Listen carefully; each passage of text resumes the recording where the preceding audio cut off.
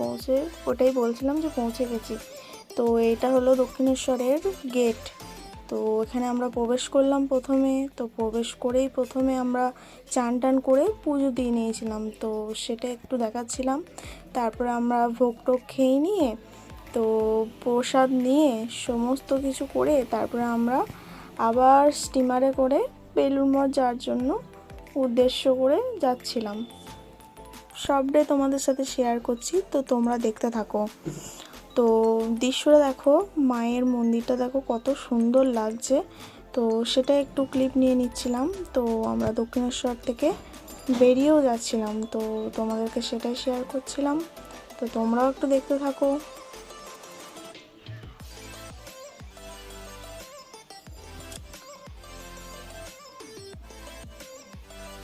দেখো তারপর আমরা স্টিমারে করে বেলুড় মঠ